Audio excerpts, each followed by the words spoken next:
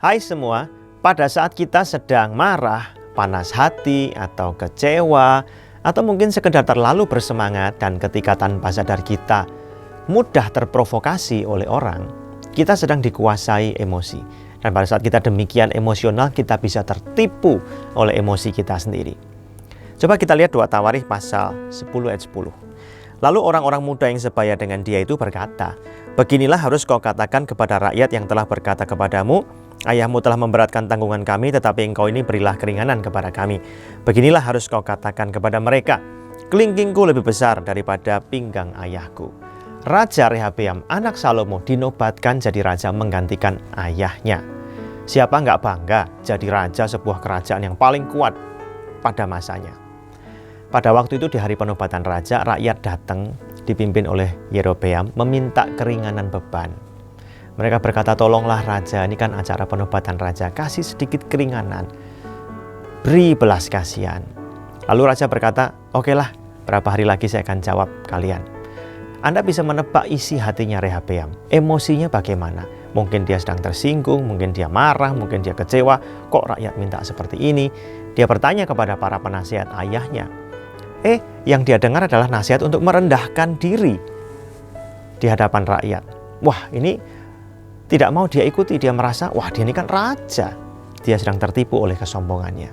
Dia merasa dia orang yang hebat, baru dilantik, kuat, tentaranya hebat.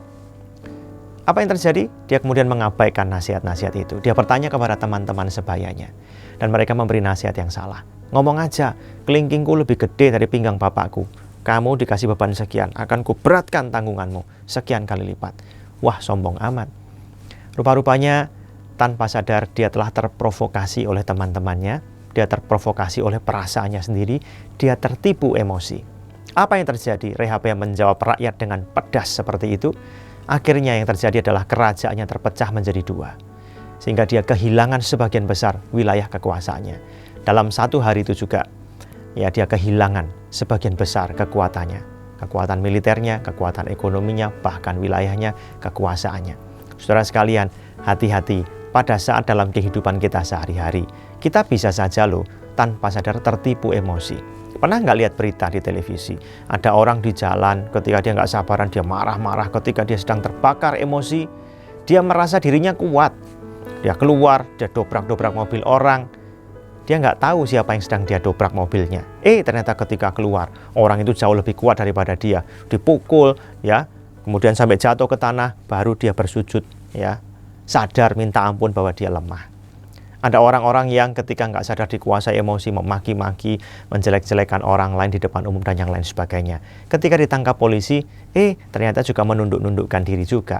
Saudara sekalian, tubuh kita bisa menipu diri kita sendiri. Oleh karena itu hati-hati. Ketika kita sedang dikuasai emosi, marah, panas hati, atau terlalu bersemangat dan yang lain sebagainya, kita mudah terprovokasi, kita mudah tertipu.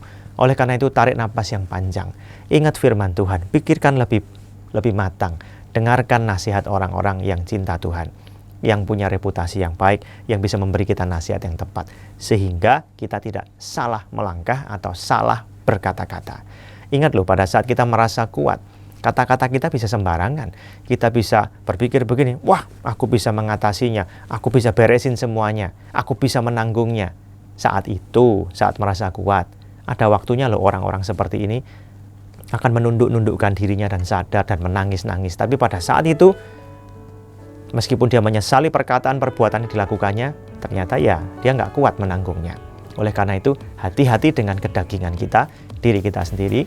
Kita bisa tertipu emosi. Waspada, Tuhan memberkati.